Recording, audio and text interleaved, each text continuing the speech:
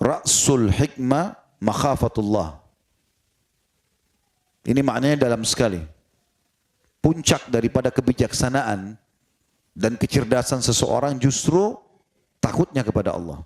Maka kalau seseorang sudah punya rasa takut kepada Allah, itu dipastikan dia akan selalu berada di satu kendaraan yang akan membawanya insya Allah kepada sesuatu yang akan menguntungkan dia, itu di dunia kebahagiaan dan juga di akhirat masuk ke dalam surga.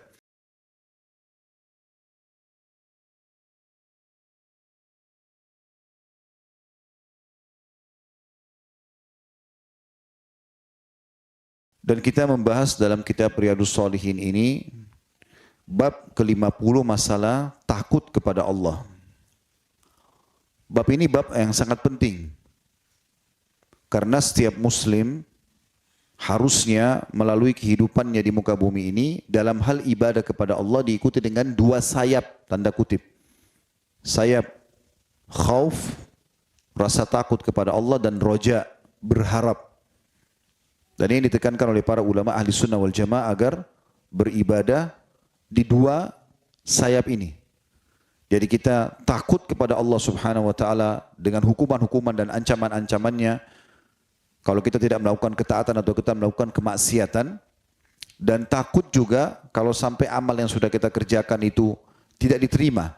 Sehingga selalu kita berusaha meningkatkan kualitas daripada ibadah kita. Dan roja, berharap semua apa yang Allah janjikan. Surga, rahmat, ya, rezeki. Begitu juga dengan berharap agar amal kita diterima dengan pahala yang sempurna. Jadi dua keadaan ini seorang mukmin ya, menjadikannya sebagai sayap dalam beribadah kepada Allah Subhanahu wa taala. Tidak akan berimbang kalau seseorang itu khauf tapi tidak roja. Dia takut tapi dia tidak berharap. Atau dia berharap tapi tidak takut. Banyak orang selalu mengatakan innallaha ghafurur rahim. Allah Maha Pengampun. Tapi dia lupa kalau innallaha syadidul iqab. Allah berat siksaannya. Karena mereka tidak mengimbangi antara dua hal ini. Allah Subhanahu wa taala memerintahkan kita agar takut kepadanya.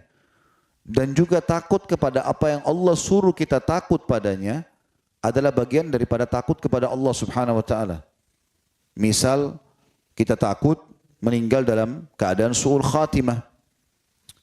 Kita takut misalnya meninggal dalam keadaan kafir. Kita takut dihukum oleh Allah Subhanahu wa taala dengan neraka, dengan siksa kubur. Takut ini adalah bentuk takut kepada Allah Subhanahu wa taala. Ya, karena banyak orang yang menyebarkan bahkan dijadikan sebagai syair, janganlah kau takut kepada Allah karena ada neraka. Padahal Allah yang menyuruh kita takut pada neraka. Dan Allah jadikan neraka sebagai siksanya.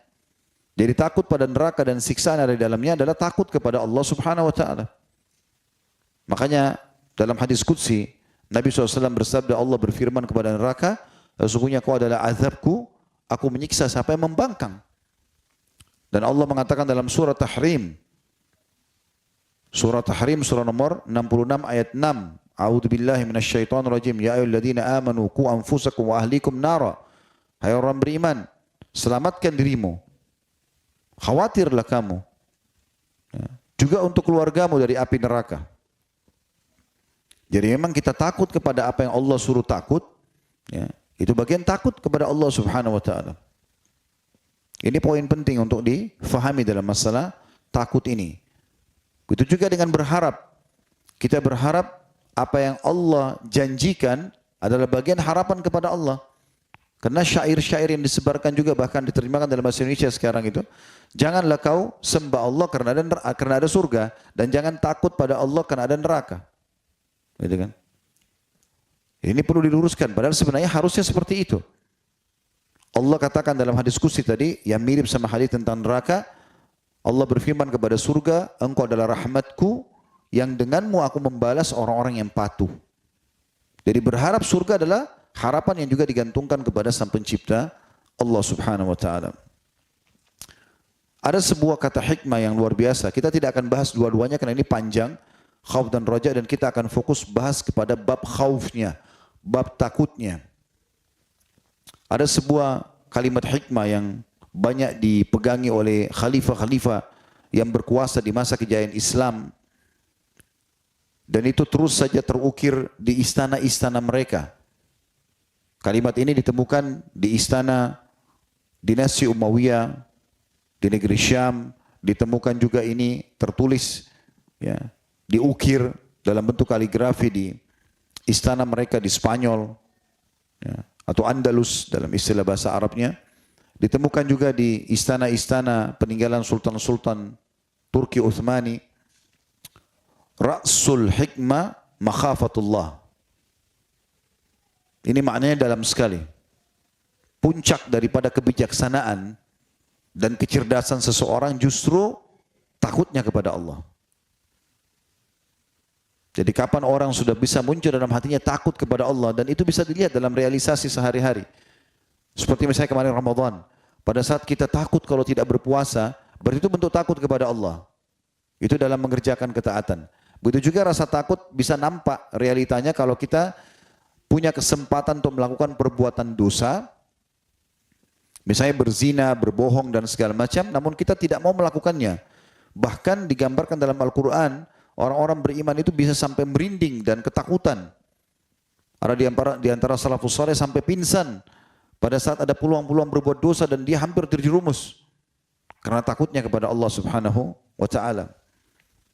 Maka kalau seseorang sudah punya rasa takut kepada Allah, itu dipastikan dia akan selalu berada di satu kendaraan yang akan membawanya insya Allah kepada sesuatu yang akan menguntungkan dia, itu di dunia kebahagiaan dan juga di akhirat masuk ke dalam surga. Allah menyebutkan dalam surah Al-Baqarah ayat 40, A'udzu billahi minasyaitonir rajim wa iyaya farhabun. Dan kepadakulah kalian harus takut, kata Allah. Allah juga berfirman tentang masalah syaitan, iblis dan pengikutnya. Fala takhafuhum wa khafuni in kuntum mu'minin. Jangan pernah kalian takut pada syaitan itu. Dan takutlah kepadaku kalau kalian benar-benar beriman. Dan ulama mengatakan kenapa Umar bin Khattab radhiyallahu anhu mendapatkan kemuliaan dengan sabda Nabi sallallahu alaihi wasallam. Pada saat Umar bin Khattab masuk ke rumah Nabi sallallahu alaihi wasallam, kemudian para ummahatil mu'minin, istri-istri Nabi ridwanullahi alaihinna lagi mengangkat suara. Mereka lagi ngobrol satu sama yang lain. Begitu Umar datang, mereka diam. Lalu Nabi SAW tersenyum melihat sikap para ummahatil mu'minin yang takut dan segan pada Umar. Maka Umar pun melihat Nabi SAW senyum mengatakan, ya Rasulullah, semoga Allah membuat anda selalu senyum. Ada apa anda tersenyum ya Rasulullah? Kata Nabi SAW, saya heran dengan para wanita ini. Tadi sebelum kau masuk, mereka angkat suara. Tapi pada saat engkau masuk, mereka diam semuanya. Maka Umar marah dengan ummahatil mu'minin, sempat mengatakan, apakah kalian takut padaku dan tidak takut pada Rasulullah SAW? Maka Ummu Salamah radhiyallahu sempat menjawab mengatakan, iya, karena Rasulullah SAW lebih lembut daripada kamu, hai Umar. Tapi kita bukan bahas itu, dan Nabi SAW tidak bahas itu. Nabi langsung mengatakan, hai Ibnu Khattab, demi zat yang jiwaku dalam genggamannya, kalau kau lewat di sebuah lembah, syaitan melihatmu lewat di lembah itu, maka dia akan cari lembah lain. Padahal Umar enggak lihat syaitan, tapi syaitan sudah takut begitu melihat Umar. Ini ulama bahas kenapa? Karena Umar bin Khattab sangat takut kepada Allah Subhanahu wa taala. Karena dia takut kepada Allah, Allah buat musuh-musuh Allah dan musuh-musuh orang beriman termasuk di puncaknya adalah iblis dan pengikutnya, ya. Itu takut kepada Umar. Jadi orang takut kepada Allah ini luar biasa gitu. Bahkan Umar bin Khattab menjadikan tolok ukur siapapun yang menjadi gubernur di wilayahnya harus takut kepada Allah. Orang yang betul-betul zuhud terhadap dunia, takut dihisab oleh Allah, itu yang diangkat berikan jabatan. Kalau tidak oleh Umar bin Khattab dicopot dari jabatannya. Sedikit saja tercoreng, ya, hubungannya dengan Allah Subhanahu wa taala, maka dicopot oleh Umar bin Khattab. Pernah juga Umar bin Khattab jalan, kemudian diikutin oleh beberapa orang. Saking inginnya mereka melihat Umar bin Khattab secara fisik, dan juga ingin pada saat mungkin Umar bertemu dengan orang di jalan, kemungkinan besar ada sesuatu yang terjadi lalu Umar nasihatin sebuah hadis keluar misalnya, sebuah kata-kata hikmah. Pada saat itu Umar sempat ngedehem saja. ada satu orang di belakang sarungnya copot karena segannya sama Umar. Maka ada satu orang mengatakan, wahai Amir Mu'minin, pelan-pelanlah, maksudnya lembutlah dengan mereka gitu. Sampai-sampai Anda ngedehem saja, itu sudah cukup membuat ada satu orang yang jatuh sarungnya karena takutnya gitu. Apa kata Umar? Apakah ketakutan mereka itu kepadaku karena takut kepada Allah, karena tahu saya ini maksudnya orang dekat sama Allah, sehingga mereka takut nanti terkena hukum Allah melaluiku? Seperti itu maknanya. Kata orang itu iya. Kata Umar, biarkan mereka takut kalau begitu. Dan ini makna daripada takut kepada Allah Subhanahu wa taala. Ya. Yang perlu difahami. Dan Allah juga mengancam banyak ayat Al-Quran tentang bahayanya siksanya. Jadi tidak boleh orang menganggap remeh masalah kesalahan-kesalahan yang dilakukan, sekecil apapun dosa itu. Karena Allah mengatakan dalam surah Al-Buruj ayat 12, A'udzubillahi minasyaitonirrajim, inna batsya rabbika lasyadid. Sesungguhnya hukuman Tuhanmu sangat keras.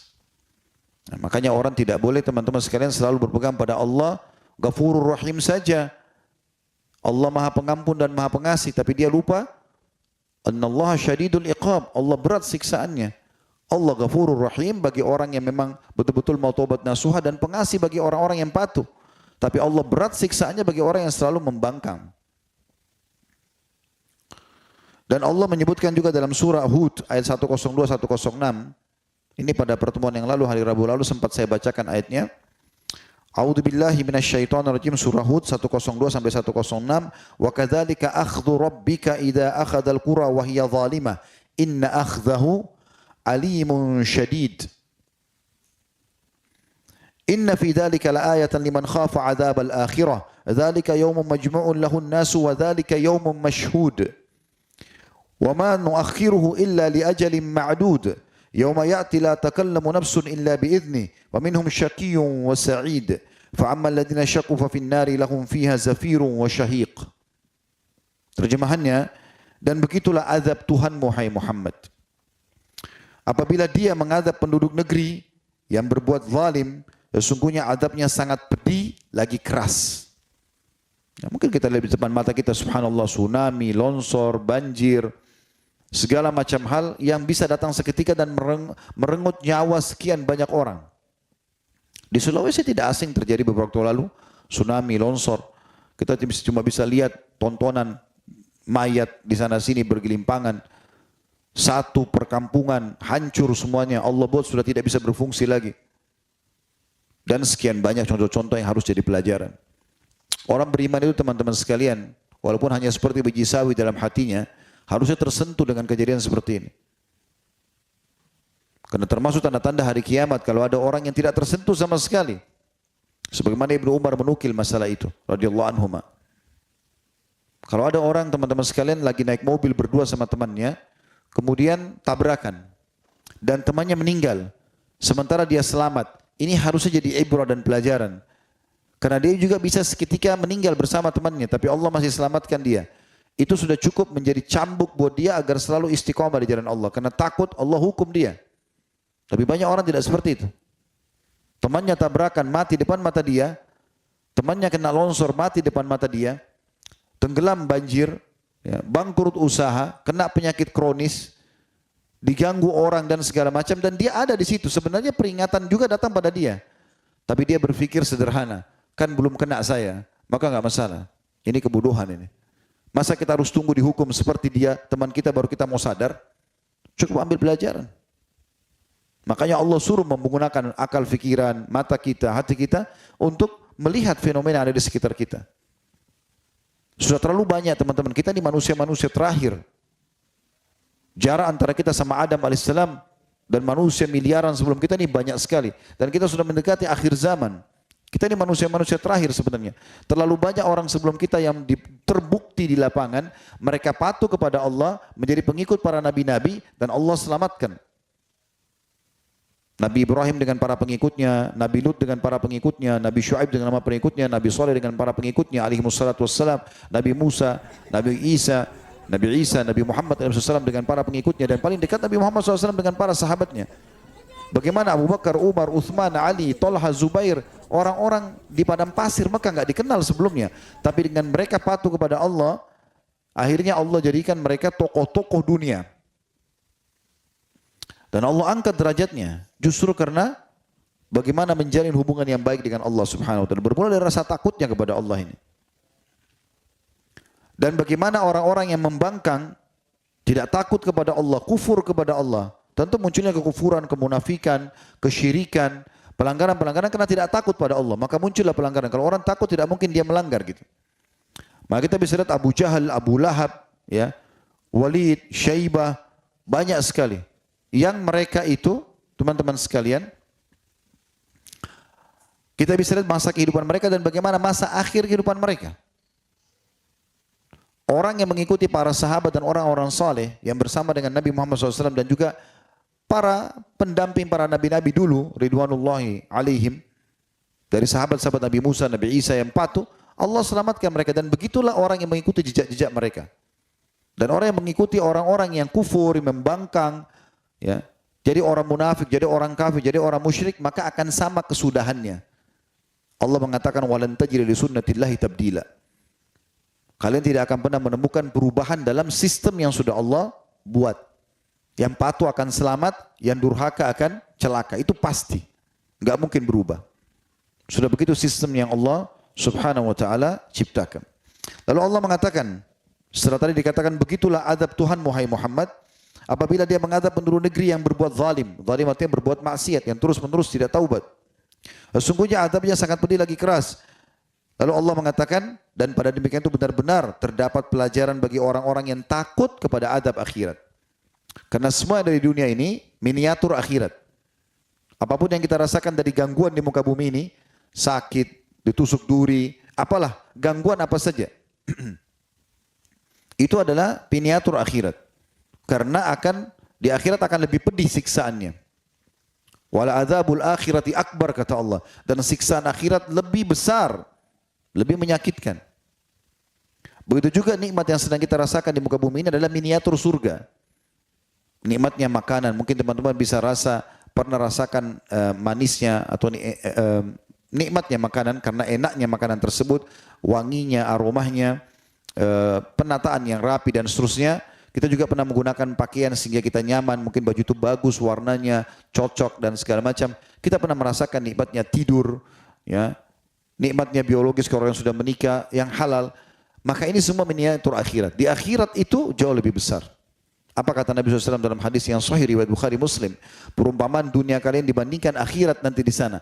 Baik nikmatnya, ya, ataupun siksaan nanti yang ada di sana. Nikmat bagi yang patuh kepada Allah, siksaan bagi orang yang membangkang.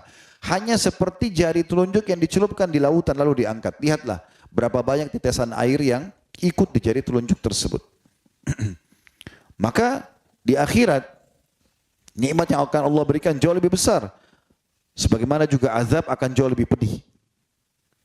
Dan Allah menyebutkan dalam banyak ayat juga bagaimana Allah datangkan cobaan-cobaan di muka bumi ini untuk memperingatkan mereka sebelum datang siksa yang besar nanti.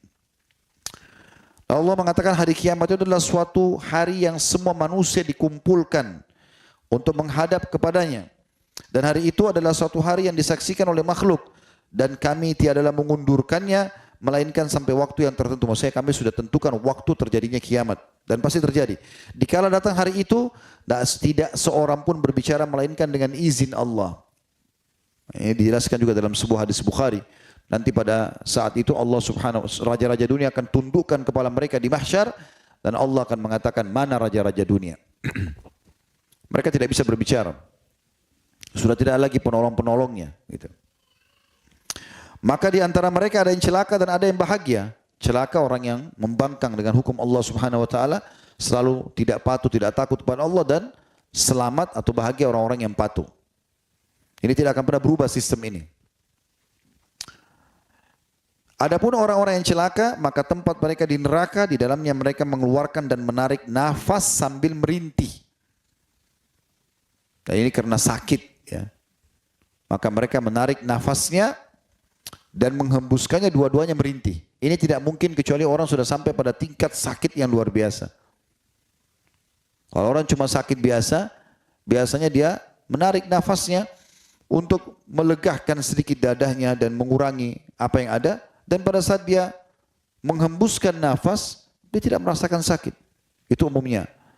Tapi kalau sudah ada orang menarik nafas sakit dan mengeluarkan juga sakit, ini luar biasa. Berarti azab Allah sudah luar biasa pedih buat mereka. Dan di neraka seperti itu. Allah suruh kita takut masuk ke neraka. Jangan melakukan pelanggaran karena ujungnya neraka. Dan neraka itu menyakitkan. Nggak ada kematian. Siksaannya abadi. Ya. Dan ini 24 jam non-stop. Kalau penjara-penjara di muka bumi ini, masih ada waktu di mana mereka tidur, mereka istirahat, mereka ke kamar kecil, buang air besar, buang air kecil, mereka bahkan ada masjid bisa sholat segala macam di dunia. Pada saat dihukum, mungkin dipukul beberapa saat, tapi setelah itu dibiarkan. Di neraka tidak seperti itu, nggak ada lagi. Sekali masuk neraka ini luar biasa. Allah mengatakan bi'sal masir, seburuk-buruk tempat yang ditempuh. Luar biasa menyedihkan gitu. Pada saat mereka dilempar dalam api neraka, mereka terbakar, mereka rasakan sakitnya sampai kulit mereka hangus. Setelah kulit mereka hangus, Allah utuhkan lagi kulitnya, tapi proses pengutuhan ini juga siksaan. Jadi semuanya sakit. Makanya Allah sebutkan dalam surah An-Nisa, surah nomor 4 ayat 56 tentang siksa api neraka.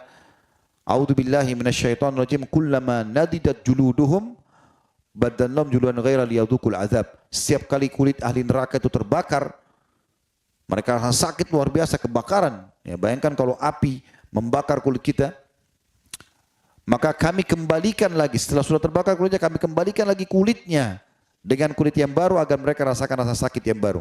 Jadi sebenarnya pengembalian pun itu sakit. Dalam sebuah riwayat yang sahih dijelaskan, ahli neraka akan memanggil para malaikat penjaga neraka. Dan itu tidak dijawab. Kalau saya tidak salah dalam hadis itu disebutkan 500 tahun. Tidak dijawab. Setelah dijawab pun, para malaikat hanya mengatakan, kalian tetap akan kekal di dalamnya. Tidak bisa, tidak ada negosiasi. Tidak ada sogok-menyogok. Siksa-siksa. Udah nggak bisa lagi toleransi dalam neraka. Lalu mereka memanggil Tuhannya, kata Nabi SAW. Lalu Allah tidak menjawab mereka seumur dunia. Seumur dunia ini berapa lama? Miliaran tahun. Dan setelah itu pun Allah menjawab, ikhsa'u fiha wa la tukallimun. Hinalah kalian di dalamnya dan jangan kalian berbicara denganku. Kata Allah SWT. Maka pada saat itu kata Nabi SAW, mereka menangis. Ya, saking menangis yang luar biasa, menyesalnya karena durhaka sama Allah dan tidak takut selama di dunia. Sampai keluar pengganti air mata darah. Dan seandainya air mata mereka itu dialirkan di atasnya kapal atau perahu, maka bisa mengalir karena banyaknya genangan air mata mereka. Penyesalan. Ini semua kenapa? Karena tidak patuh saja. Selalu mau melakukan pelanggaran-pelanggaran. Padahal menjadi orang beriman ini sering saya bahasakan teman-teman sekalian. Nyaman sebenarnya. Kita jadi orang beriman bisa makan enak, bisa minum enak, bisa tidur enak, bisa mengejar prestasi dunia. Bebas, silakan. Menjadi orang yang paling pintar, paling tinggi titel sekolahnya, paling tinggi jabatannya, paling banyak usahanya, paling kaya raya harta. Silakan. Paling banyak keturunannya, tidak ada yang larang. Selama 5 huruf halal. Dan Allah cuma melarang kita 5 huruf yang lain haram. Dan haram selalu lebih sedikit daripada yang halal. Selalu lebih sedikit. Karena yang haram ini Allah kan cuma ujian saja. Sering kali kami kasih contoh itu ya. Allah haramkan babi. Allah ganti dengan sapi, kambing, ayam, kelinci, semua hewan air.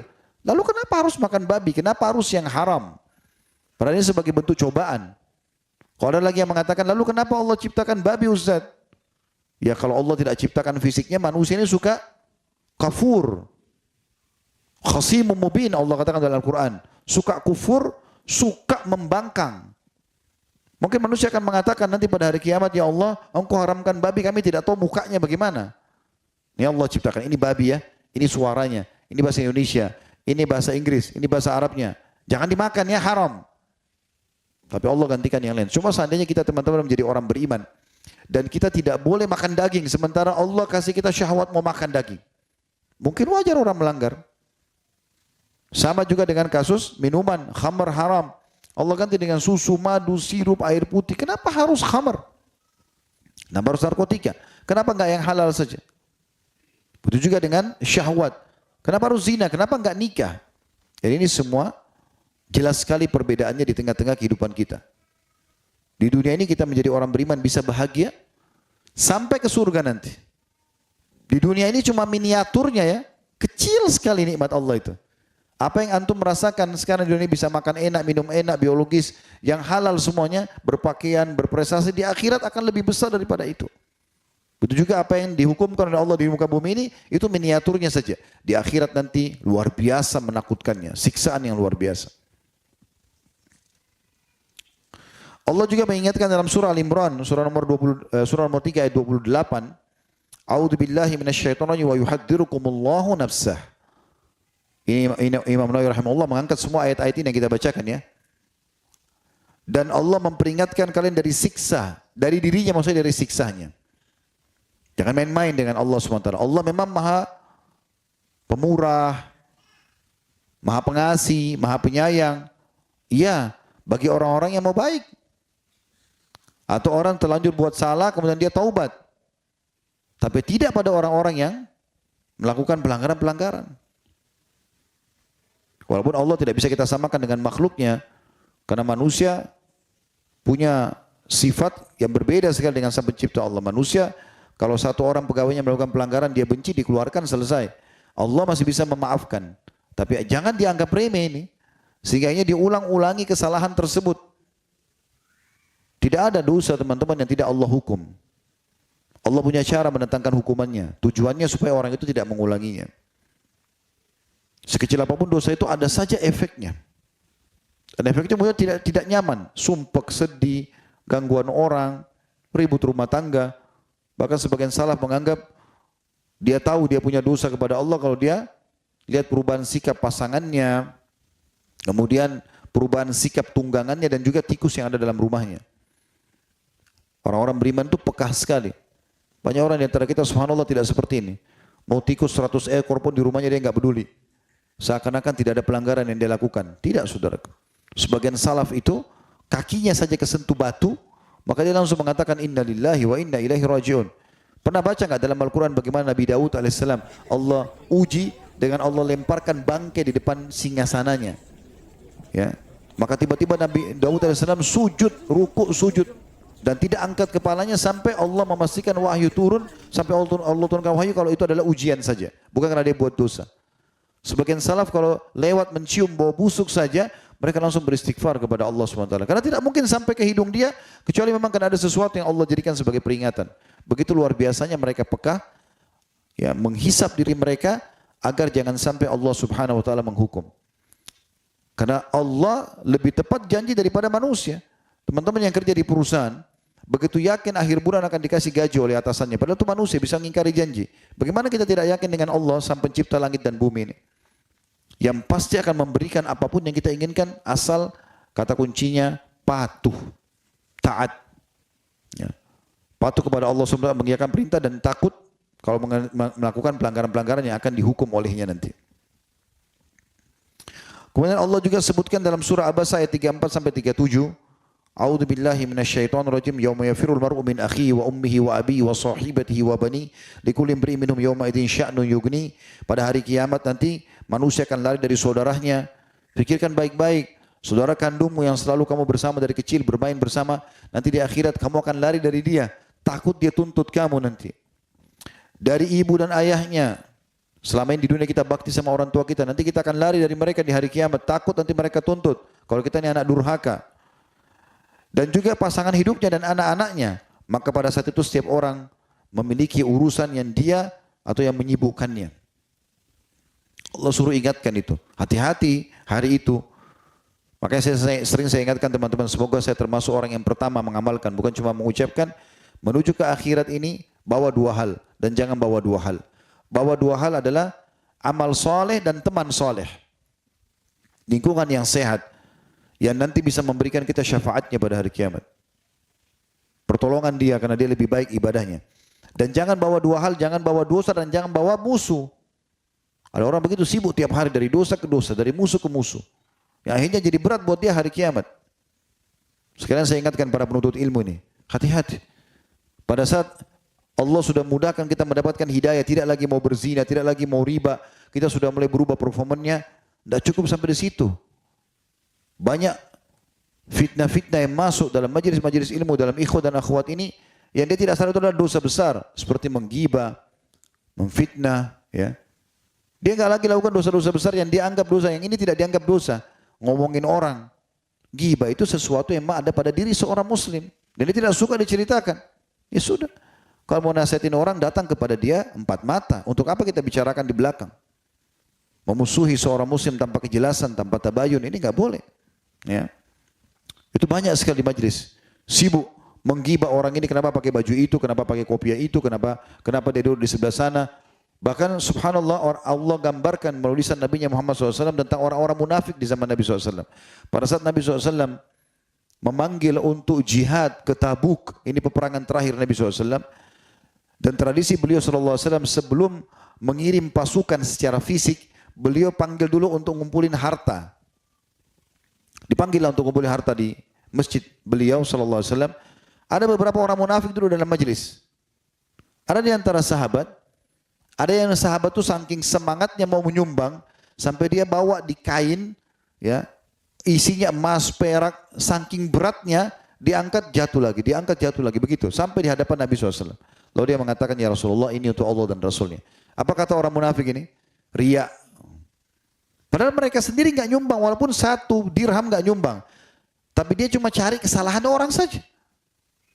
Orang nyumbang, dia nggak nyumbang. Nah orang yang nyumbang dibilang, oh itu riya. Dari mana dia tahu dia riya atau tidak? Memang dia bisa belah hatinya orang. Nggak lama kemudian ada sahabat datang, bawa cuma 1 wadah kecil, mungkin cuma 3-4 butir kurma. Orang ini miskin. Lalu dia mengatakan, ya Rasulullah, ini kemampuan saya, ini untuk Allah dan Rasulnya. Yang penting saya nyumbang. Apa kata orang-orang munafik? Mau diapakan 3-4 butir kurma? Padahal mereka sendiri gak nyumbang. Ini jangan sampai ada pada kita teman-teman sekalian. Saat ini banyak sekali orang tidak sadar. Dia di masjid tapi dapat dosa. Untuk apa? Dari mana kita tahu orang ini ikhlas atau tidak? Tugas kita mengurus diri kita sendiri. Benahi diri kita. Ya. Kalau ada sesuatu yang salah dari saudara kita, nasihati dia. 4 mata. Dia terima. Alhamdulillah, tidak terima sudah kita lepas tanggung jawab hari kiamat. Begitu juga surah Al-Hajj ayat 1 sampai ayat 2 Allah gambarkan bagaimana kita harus takut tentang siksa akhirat. Takut kepada siksa-siksa Allah SWT yang Allah ancamkan. Surah Al-Hajj ayat 1 sampai ayat 2. A'udzu billahi minasyaitonir rajim. Ya ayuhan nasu taqu rabbakum inna zalzalatas sa'ati syai'un 'azim. Yauma tarawunaha tazhalu kullu murdi'atin 'amma arda'at wa tada'u kullu dhati hamlin hamlaha wa taran nasa sukara wa ma hum bisukara walakinna 'adzaballahi syadid. Hai manusia, bertakwalah kepada Tuhan kalian, patuhlah, tunduklah, takutlah. Itu bertakwa. Sesungguhnya kegoncangan hari kiamat nanti, hari kebangkitan adalah suatu kejadian yang sangat besar atau dahsyat. Ini terjemahan Al-Quran kita. Ingatlah pada hari itu ketika kalian melihat kegoncangan, maka lalailah semua wanita menyusui anaknya dari anak yang sedang disusuinya. Ibu-ibu sekarang di muka bumi ini kalau lagi nyusui anaknya, ya kalau ada yang mau ambil secara paksa anaknya lebih baik dia mati karena sayang sama anaknya. Tapi pada hari kiamat dia akan lepas anaknya sendiri karena kegoncangan yang sangat dahsyat pada saat itu. Neraka depan mata dan surga itu berada di setelah neraka. Semua orang akan lewati neraka. Neraka termasuk orang beriman. Sirat dibentangkan di atas neraka untuk pergi ke surga. Maka orang beriman pun yang akan masuk surga melihat neraka itu, melewatinya. Ma minkum illa wariduha, kata Allah dalam surah Qaf. Enggak ada seorang pun kecuali di antara kalian pasti akan melewatinya. Orang-orang yang pantas masuk dalam, yang lewat saja. Yang Nabi SAW katakan ada golongan pertama seperti secepat kilat, ya. Ada yang seperti orang menunggangi kuda, ada yang seperti secepat burung, ada yang seperti berlari, ada yang seperti berjalan. Ada yang terkoyak, kemudian dia selamat. Ini ada bahasan sini tentang masalah sirat. Tapi seperti itu. Maka orang-orang wanita yang menyusui pun membuang anaknya pada saat itu. Dan Allah juga mengatakan, dan kamu lihat manusia, dan gugurlah kandungan wanita yang sedang hamil. Dan kamu lihat manusia dalam keadaan mabuk, padahal mereka tidak mabuk. Sementara azab Allah pedih. Dan di sekian banyak dalil-dalil tentang masalah dari Al-Quran, masalah pentingnya takut kepada Allah Subhanahu wa ta'ala. Kita akan masuk teman-teman sekalian di hadis Nabi alaihi salatu wassalam. Hadis nomor 401 sudah saya bahas pada pertemuan yang lalu, saya tidak ulangi lagi. Kita akan masuk, dan juga 402 sebenarnya. Kita akan masuk ke 403 dari awal belajar kitab Riyadhus Shalihin ini. Bagi teman-teman yang belum mengikuti, bisa mengikuti insya Allah di YouTube. Ada siaran ulangnya di playlist di YouTube. Itu bisa ditonton. Saya langsung bacakan hadisnya nomor 403. Dari Nu'man bin Bashir radhiyallahu anhuma, dia dan ayahnya sahabat, Nu'man sahabat, Bashir sahabat. Maka saya mengatakan radhiyallahu anhuma, beliau berkata, saya mendengar Rasulullah SAW bersabda, inna ahwana ahli nari adaban yawmal qiyamati la rajulun yudha'u fi akhmasi qadamaihi jamratani yagli minhuma dimaguhu ma yara anna ahadan ashaddu minhu adaba wa innahu la ahwanuhum adaba. Hadis riwayat Bukhari Muslim. Ketahuilah kata Nabi SAW, sesungguhnya penghuni neraka yang paling ringan siksaannya. Ini yang paling ringan. Dan ini metode yang sering Nabi SAW gunakan. Menyampaikan yang paling ringan siksaan, berarti yang paling beratnya bagaimana? Begitu juga seringkali Nabi SAW kalau jelaskan surga, beliau jelaskan tentang orang yang paling rendah derajat di surga. Begitu luar biasa nikmatnya, maka bagaimana dengan orang yang paling tinggi derajatnya? Kata Nabi SAW, orang yang paling ahwan, yang paling ringan siksaannya di neraka nanti, yaitu seseorang laki-laki yang akan diletakkan di kedua telapak kakinya, 2 buah batu bara dari api neraka, yang akan membuat otaknya mendidih. Batu bara kecil ditaruh di telapak kaki, membuat otak berdiri. Dan dia melihat tidak ada seseorang pun yang lebih keras siksa dari dirinya. Dia kira dia orang yang paling siksa di neraka, padahal dia adalah orang yang paling ringan, kata Nabi SAW. Ini teman-teman, kalau seandainya ada orang ditaruh batu bara di kakinya, ya, kemudian bisa membuat otaknya mendidih, itu luar biasa. Karena untuk meletakkan batu bara di kaki, kemudian dia memang membuat sakit, iya. Kulit itu sakit, iya. Mungkin dia membuat memar sekitarnya, iya. Dan mungkin bara ini akan membuat, atau mungkin kalau sudah diinjak beberapa saat, apalagi kalau sudah tersentuh kepada tulang-tulang, maka mungkin dia bisa padam. Nggak mungkin itu di dunia ini bisa bara ditaruh di kaki membuat otak mendidih, itu nggak mungkin. Ini hanya ada di akhirat. Tapi luar biasa saking dahsyatnya di sini disebutkan kalau ditaruh di kaki otak mendidih. Ini luar biasa. Dan orang itu tidak mati ya. Ingat teman-teman, disiksa di neraka itu tidak akan diikuti dengan kematian. Allah sebutkan dalam Al-Quran, la yadzuqunal mauta illa mautatal ula. Mereka tidak akan merasakan mati kecuali mati yang pertama saja. Jadi tidak ada kematian.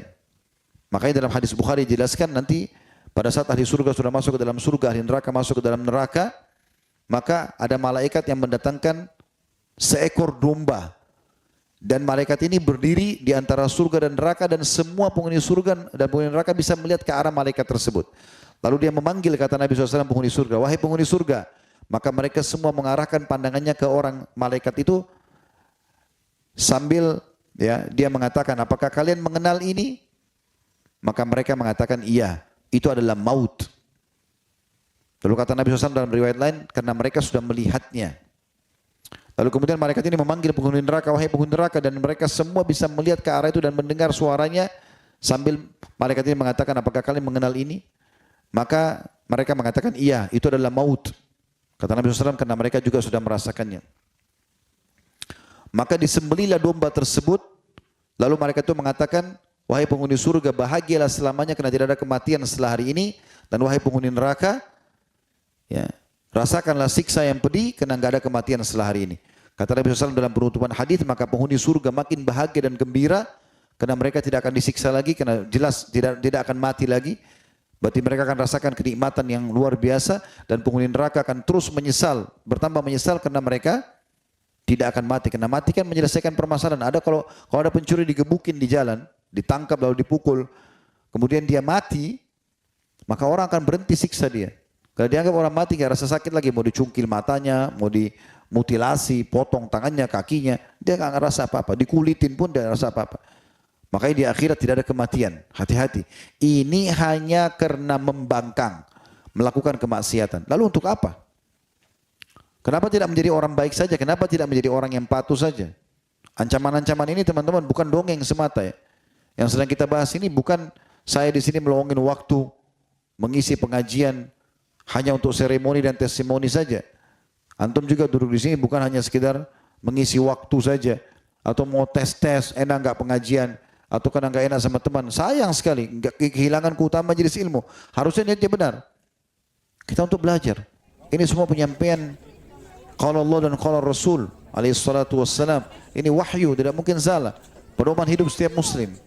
Maka apa yang saya sampaikan ini benar-benar nanti akan betul terjadi seperti yang Nabi SAW sampaikan. Hati-hati teman-teman. Allah sampaikan ke telinga antum dan hati antum di sore ini, itu betul-betul karunia dari Allah Subhanahu wa taala. Allah ingin kebaikan. Sebagaimana Ali radhiyallahu anhu mengatakan, kalau Allah mudahkan lisan seseorang hamba beristighfar, berarti Allah tidak ingin menyiksanya. Kalau Allah mau teman-teman, Allah tidak akan buat lisan kita beristighfar. Berarti hadir di majelis ilmu seperti ini, Allah ingin kebaikan sehingga sampai ke dalam hati kita. Enggak harus kita ini, sadar. Karena tidak ada yang bisa mengubah kita menjadi lebih baik, lebih patuh, lebih takut kepada Allah kecuali diri kita sendiri. Raih informasi dan ilmu ini, jadikan sebagai pedoman hidup. Itu juga dalam hadis. Selanjutnya, tentu hadis nomor 403 ini dikuatkan dengan banyak riwayat yang lain ya. Ada riwayat-riwayat yang sahih yang lain dari Ibnu Abbas radhiyallahu anhuma dalam hadis Bukhari, bahwasanya orang yang paling ringan siksanya di hari kiamat di neraka adalah Abu Talib, paman beliau sallallahu alaihi wasallam. Yang di kedua telapak kakinya diberikan 2 sandal dari neraka yang membuat otaknya mendidih. Hadis selanjutnya 404 dari Samurah bin Jundub radhiyallahu anhu bahwa Nabi sallallahu alaihi wasallam bersabda, minhum man ta'khudhuhu an-naru ila ka'baihi wa minhum man ta'khudhuhu ila rukbatayhi wa minhum man ta'khudhuhu ila hujzatihi wa minhum man ta'khudhuhu ila tarkuwatihi. Hadis ini riwayat Muslim. Di antara mereka nanti di hari kiamat di neraka ada yang dibakar api sampai kedua mata kakinya. Tergantung kadar dosanya dia. Ada yang dibakar api sampai kedua lututnya.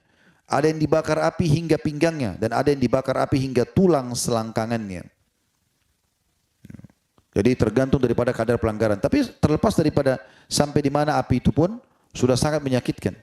Saya sering kasih contoh, coba ambil korek gas, bakar jauh dari kita sendiri. Hitungan detik saja. 10 detik saja, 1, 2, 3, 4, 5 sambil bakar. Kita sudah rasa sakit. 1 menit mungkin matang, luka bakar, sakit, mungkin butuh operasi, butuh penyembuhan waktu yang lama.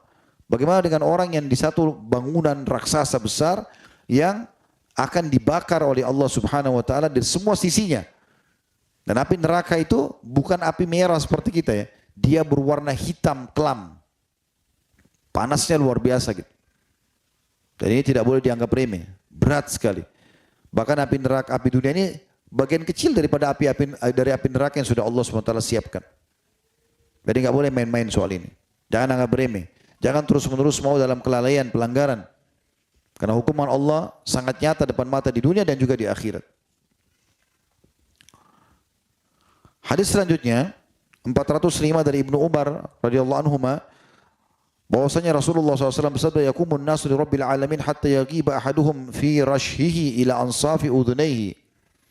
Manusia akan bangkit untuk menghadap Tuhan semesta alam sehingga salah seorang dari mereka tenggelam dalam air keringatnya sendiri hingga mencapai pertengahan kedua telinganya. Hadis riwayat Bukhari dan Muslim. Di hari kiamat nanti di mahsyar, orang akan berdiri masing-masing ya, dan akan tenggelam oleh keringatnya tergantung daripada dosa-dosanya. Dalam riwayat-riwayat yang lain sahih dijelaskan, ini sudah kami paparkan di bedah buku Rasulullah SAW cerita tentang surga dan neraka. Ada yang tenggelam sampai mata kakinya, ada yang sampai lututnya, ada yang sampai perutnya, ada yang sampai dadanya, ada yang tenggelam dengan keringat sendiri. Dan orang di sebelahnya tidak kena. Keringat kita tahu, ya, dia seperti sedikit bergaram ya, atau asin dan tidak nyaman. Bagaimana dengan orang yang tenggelam dengan keringatnya sendiri? Dan itu Allahu alam berapa lama. Ada beberapa riwayat menjelaskan 50.000 tahun berdiri di mahsyar. Walaupun ada riwayat yang juga menjelaskan, dan orang beriman itu bagi mereka waktunya pendek, hanya seperti selepas asar sampai selepas asar sampai terbenam matahari. Waktunya pendek bagi orang-orang beriman, dan semua Allah masukkan kita di situ. Tapi ini harus betul-betul beriman dan beramal soleh di dunia. Para Allah selamatkan, kalau tidak maka akan tersiksa seperti dijelaskan di dalam hadis ini. Ini semua penyampaian sudah dibocorkan tanda kutip kepada kita, apa yang terjadi di akhirat nanti. Ini sebuah karunia yang luar biasa. Harusnya kita sadar. Ini hal yang luar biasa manfaatnya. Karena kita sudah tahu bocorannya. Bahkan kita sudah tahu siapa manusia pertama diciptakan, Adam alaihissalam, kemudian istrinya Hawa, kemudian bagaimana kisahnya di surga, kemudian bagaimana dikeluarkan dari surga, bagaimana iblis menggoda, bagaimana turun di muka bumi, anak keturunannya, kemudian terus ada rasul-rasul yang diutus, lalu syariat-syariat Allah turun, hukum peraturannya, dan Allah menceritakan tentang masalah proses kematian, kemudian juga bagaimana alam barzah, bagaimana kebangkitan, bagaimana surga dan neraka, semua secara rinci. Orang beriman tahu semua masalah itu. Maka jangan membodohi diri sendiri dengan keluar dari koridor ilmu itu. Selalu membodohi diri sendiri, seakan-akan tidak akan dihukum sama Allah kalau melanggar, seakan-akan juga tidak akan dapat balasan kalau dia melakukan ketaatan sehingga akhirnya bermalas-malasan dalam melakukan ketaatan. Ini kebodohan. Kemudian di dalam hadis selanjutnya nomor 406 dari Anas radhiyallahu anhu, beliau berkata, masih dalam bab yang sama, takut kepada Allah. Khatabana Rasulullah sallallahu alaihi wasallam khutbatan ma sami'tu mithlaha qat. Faqala law ta'lamuna ma 'alamu la dhahiktum qalilan wa la baqaytum katsira. Faqatta ashabu Rasulillah sallallahu alaihi wasallam wujuhum wa lahum khanin. Rasulullah SAW berkhutbah kepada kami, kata Anas bin Malik. Ini tentang surga, tentang neraka, tentang pembalasan Allah, tentang beratnya siksaan Allah gitu. Dengan sebuah khutbah yang belum pernah aku dengar sebelumnya. Beliau bersabda, seandainya kalian mengetahui apa yang aku ketahui, niscaya kalian akan sedikit tertawa dan banyak menangis. Maka para sahabat Rasulullah SAW menutupi wajah mereka dengan kain-kain surban mereka, dan mereka atau terdengar suara isak tangis mereka. Begitu lunaknya hati para sahabat ridwanullah alaihim sampai mereka takut. Mungkin kalau hadis ini kita dengar di zaman kita sekarang, subhanallah, Nabi SAW mengatakan, kalau seandainya kalian tahu apa yang aku ketahui, kalian akan menangis banyak dan kalian akan sedikit tertawa. Mungkin kita anggap biasa saja. Tapi para sahabat tidak, tersentuh hatinya. Dan ini semua sentuhan teman-teman terjadi kenapa? Karena adanya keimanan, dan iman akan bertambah dengan ketaatan. Dan akan berkurang dengan kemaksiatan. Makin kita buka pintu dosa, makin kita tidak takut sama Allah, maka makin rendah imannya, makin tidak tersentuh. Selanjutnya, hadits Nabi SAW masih di nomor yang sama 406. Dalam riwayat yang lain, balaga Rasulullah SAW an ashabi syai'un khataba. Saya ulangi, balaga Rasulullah SAW an ashabi syai'un khataba. Faqala uridat alayya al-jannatu wan nar falam ara kal yawmi fil khairi wasyarr walau ta'lamuna ma 'alamu la dhahiktum qalilan wa la bakaytum katsira. Fama ata ala ashabi Rasulillah sallallahu alaihi wasallam yawmun ashaddu minhu ghattaw ru'usahum wa lahum khanin. Telah sampai kepada Rasulullah SAW satu berita tentang sahabat-sahabatnya, maka beliau berkhutbah. Beliau bersabda, telah ditampakkan surga dan neraka kepadaku, maka aku tidak pernah melihat tentang kebaikan dan keburukan seperti hari ini. Seandainya kalian mengetahui apa yang aku ketahui, niscaya kalian akan sedikit tertawa dan banyak menangis. Maka tidak ada satu hari pun yang dilalui oleh para sahabat Rasulullah SAW yang lebih berat daripada hari itu. Mereka menutupi wajah-wajah mereka dan mereka menangis sesengguhkan atau mengeluarkan suara. Hadis ini teman-teman memberikan pelajaran kepada kita bagaimana Nabi SAW pada saat melihat beberapa orang sahabat terlihat sedikit ada kelalaian dari mereka, tertawa berlebihan misalnya, atau ada kelalaian yang terjadi, ya, lebih sibuk dengan urusan dunia, lupa dengan akhiratnya. Azan pun ya mungkin ditunda waktu-waktu sholatnya. Maka ini membuat pada saat itu Nabi SAW ya, tergerak untuk menyampaikan. Lalu beliau mengatakan, aku telah diperlihatkan surga dan neraka. Surga dan neraka. Karena ada beberapa sahabat kadang-kadang telat datang sholat, gitu kan. Dan Nabi ingatkan, orang yang terus menerlambatkan dirinya dalam sholat, masuk ke saf, Allah pun menerlambatkan kebaikan baginya, gitu. Kata Nabi SAW, aku diperlihatkan surga dan neraka. Artinya aku ini sudah lihat loh surga, sudah lihat loh neraka. Dan aku belum pernah lihat kebaikan, artinya kenikmatan surga yang luar biasa seperti aku lihat hari ini, dan aku tidak pernah lihat siksaan seperti beratnya yang aku diperlihatkan hari ini di neraka. Beratnya luar biasa gitu. Maka kalau kalian tahu apa yang sudah aku tahu, kalian lihat apa yang aku lihat ini, maka kalian akan banyak menangis dan sedikit tertawa. Nah, ini makna daripada hadis tadi. Maka kata sahabat yang meriwayatkan hadis, Anas radhiyallahu anhu, mengatakan tidak ada hari yang lebih berat bagi para sahabat Nabi dibandingkan hari itu. Mereka ketakutan sekali sampai mereka menutup kepala-kepala mereka dan wajah mereka sambil menangis dan mengeluarkan suara isak, tangisan. Dan tangisan ini karena takut kepada Allah teman-teman tidak akan muncul kecuali memang tingkat keimanannya luar biasa. Allah subhanahu wa ta'ala datangkan tangisan itu kepada orang-orang yang beriman. Orang-orang yang lunak hatinya dengan amal saleh. Tapi kalau orang yang berisi dengan maksiat, ya, kelalaian-kelalaian, maka ini hatinya tidak mudah lunak. Kemudian teman-teman sekalian kita akan baca 2 buah hadis lagi. Ya. Atau kita coba beberapa buah hadis ya. Tapi saya lihat di sini mungkin ada 2 buah hadis yang kemungkinan bisa dibaca dan kita akan buka pertanyaan insyaallah. Yaitu hadis nomor 407 dari Al-Miqdad radhiyallahu anhu, beliau berkata, saya mendengar Rasulullah sallallahu alaihi wasallam bersabda, "Tudna asy-syamsu yaumal qiyamati minal khalqi hatta takuna minhum kamiqdari mil." Qala Sulaim ibn Amir ar-Rawi 'an al-Miqdad, "Fa wallahi ma adri ma ya'ni bil mil. Amasafatal ardi amil mil alladhi tuqtahalu bihi al-'ain." فيكون الناس على قدر أعمالهم في العرق ومنهم من يكون إلى كعبيه ومنهم من يكون إلى ركبتيه ومنهم من يكون إلى حكويه ومنهم من يلجمه العرق إلجاما قال وأشار رسول الله صلى الله عليه وسلم بيده إلى فيه.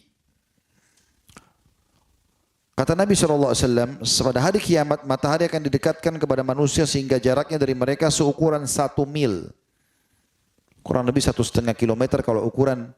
Ya, kita bicara ukuran ya, jarak. Namun di sini Sulaim bin Amir perawi hadis rahimahullah menukil dari Miqdad sahabat Nabi yang menukil hadis ini dari Nabi SAW mengatakan, tapi demi Allah saya betul-betul tidak tahu apakah 1 mil di sini maksud adalah jarak tempuh atau mil yang digunakan untuk mencelak mata. Jadi kalau orang biasa mau menggunakan celak, meletakkan celak di matanya itu ada kayunya, ada wadahnya. Itu kalau sudah dekat dengan matanya dikenal juga dengan mil. Jadi saya tidak tahu apakah matahari nanti ini dekatnya jarak 1,5 kilometer atau 1 mil itu, atau memang yang seperti digunakan untuk mencelak mata. Beliau bersabda, maka manusia berkeringatan. Nabi SAW menjelaskan. Lanjutan hadisnya tadi itu Miqdad cuma mengatakan, saya tidak tahu yang Nabi maksudkan ini mil itu yang dekatnya matahari dengan manusia sejarah 1 mil. Apakah mil jarak kilometer, jarak tempuh atau tadi kayu celak mata yang digunakan untuk mencelak mata seseorang. Lalu Miqdad melanjutkan hadisnya, kata Nabi SAW, maka manusia berkeringat. Keringat mereka sesuai dengan kadar amal masing-masing. Di antara mereka ada yang keringatnya sampai pada kedua mata kakinya, ada yang sampai pada kedua lututnya, ada yang sampai pada pinggangnya, ada yang sampai tenggelam sendiri oleh keringatnya. Lalu dia berkata, Rasulullah SAW, Miqdad berkata, Rasulullah SAW memberikan isyarat dengan tangannya sampai ke mulutnya. Artinya ada yang tenggelam dengan keringatnya sampai ke mulutnya. Hadis ini teman-teman sekalian menjelaskan kepada kita tentang bagaimana dahsyatnya hari kiamat dan bagaimana seseorang harus hati-hati dalam menghadapi hari kiamat itu. Karena dalam Al-Quran kita sudah hafal semua ayatnya. وَمَنْ يَعْمَلْ مِثْقَالَ ذَرَّةٍ خَيْرًا يَرَهُ. Siapa yang berbuat seperti biji sawi dari kebaikan pasti akan diperlihatkan untuknya dan akan dia terima balasannya. وَمَنْ يَعْمَلْ مِثْقَالَ ذَرَّةٍ شَرًّا يَرَهُ. Siapa yang berbuat seperti biji sawi dari keburukan juga dia akan diperlihatkan dan akan dihukum. Gak ada yang luput. Dan Bilal radhiyallahu anhu mengatakan dalam sebuah statementnya, kalau orang-orang yang sudah bertaubat pun itu tidak tetap akan dipaparkan kepada mereka pelanggaran mereka walaupun nanti tidak dihukum lagi. Jadi misalnya orang pernah berzina di umur 17 tahun. Lalu dia tobat di umur 20 tahun misalnya. Nanti tobat itu akan menghilangkan siksaan zina itu. Tapi tetap akan dipaparkan kepada dia pada hari kiamat. Agar dia tahu bahwasanya Allah maha mengetahui segala sesuatu. Dan Allah perlihatkan bagaimana kalau dia tidak bertobat akan dihukum dan bagaimana luas rahmat Allah yang memberikan kesempatan dia tobat sehingga dia lepas dari siksaan. Makanya Atha bin Abi Rabah mengatakan harusnya seseorang dari kita malu kalau dipaparkan bukunya hari kiamat. Kalau berisikan semuanya pelanggaran. Tidak usah kita bicara tentang buku amal kita. Rapot yang kita terima di sekolah saja, itu kalau ada angka merahnya kita malu memperlihatkan kepada orang lain. Beda dengan kalau buku itu penuh dengan nilai-nilai yang bagus. Makanya Allah gambarkan orang-orang beriman yang menerima bukunya hari kiamat dengan tangan kanannya, maka mereka mengatakan, ya, ini buku saya, ha'umukra'u kitabiyah. Ini bukuku, silakan baca. Inni dhanantu anni mulakin hisabiyah. Aku yakin aku sudah lolos. Karena orang terima bukunya dengan tangan kanan, dia akan lolos. Tapi orang yang menerima dengan tangan kiri, dia malu dengan dirinya sendiri, dia takut dengan siksaan Allah. Maka dia berharap kematian di dunia sudah tidak ada lagi kebangkitan setelahnya. Ya laitaha kanatil qadhiyah. Dia berharap mati sudah menutupi, tidak ada lagi kebangkitan, tidak ada lagi hisab. Tapi dia lupa, dia salah. Akan ada kebangkitan, akan ada hisab tentunya. Mirip dengan hadis ini adalah hadis nomor 408. Ya. Dari Abu Hurairah radhiyallahu anhu bahwa Rasulullah SAW bersabda, "Ya'rakun nasu yawmal qiyamati hatta yadhhaba 'araquhum fil ardi 70 dhira'a wa yuljimuhum hatta yabluga adhanahum." Manusia akan berkeringat pada hari kiamat hingga keringat mereka meresap ke dalam bumi sedalam 70 hasta. Dan menenggelamkan mereka hingga mencapai telinga mereka. Jadi ini menggambarkan tadi bagaimana dahsyatnya ya. Orang kan biasa kalau keringatan, kalau bukan karena kepanasan, ketakutan. Dua-dua, salah satu dari keduanya. Gitu kan. Maka dua-duanya ini akan bersatu pada orang di hari kiamat nanti. Terutama orang-orang kafir, orang-orang yang maksiat kepada Allah. Dia takut kepada Allah sehingga mereka penuh dengan dosa-dosa. Keringatan karena takut disiksa di neraka, ketakutan juga, ya, atau kepanasan karena teriknya matahari tadi yang dijelaskan, jaraknya 1 mil. Selanjutnya hadisnya 409, tadi saya bilang 2 hadis, saya tambahkan 1 hadis lagi. Dari Abu Hurairah radhiyallahu anhu beliau berkata, "Kunna ma'a Rasulillah sallallahu alaihi wasallam id sami'a wajbata." Faqal, "Hal tadruna ma hadha?" Qulna Allah wa rasuluhu alam. Qala hadha hajarun rumiya bihi fin nari mundu 70 kharifan wa huwa yahwi fin nari al-ana hatta وهو يهوي في النار الآن حتى انتهى إلى قعرها فسمعتم وجبتها. Hadis ini sahih riwayat Muslim. Kata Abu Hurairah radhiyallahu anhu, kami pernah mendengar atau bersama Rasulullah SAW, tiba-tiba kami mendengar suara benda jatuh, suara yang sangat ribut. Maka beliau bertanya, apakah kalian mengetahui suara apa itu? Kami menjawab, Allah dan Rasulnya lebih mengetahui. Maka beliau pun bersabda, itu adalah suara batu yang dilemparkan ke dalam neraka semenjak 70 tahun yang lalu. Dia meluncur di dalam neraka hingga sekarang baru mencapai dasarnya. Maka kalian mendengar suaranya. Jadi dalamnya neraka itu bukan lagi 70 lantai misalnya, seperti building di muka bumi ini, 70 tahun. Ya, dilempar baru bisa sampai ke dasarnya. Dan semua itu berisikan dengan siksaan-siksaan yang luar biasa dari Allah Subhanahu wa ta'ala. Dan itu sebaliknya teman-teman sekalian, orang yang beriman itu enak sekali ya, nikmat sekali. Coba terapkan dalam kehidupan seminggu, sebulan, apalagi kalau bisa istiqomah bagus. Coba menjadi orang-orang yang patuh, mulai malam ini komitmen. Lakukan ketaatan, yang diperintahkan, yang wajib-wajib, sholat wajib.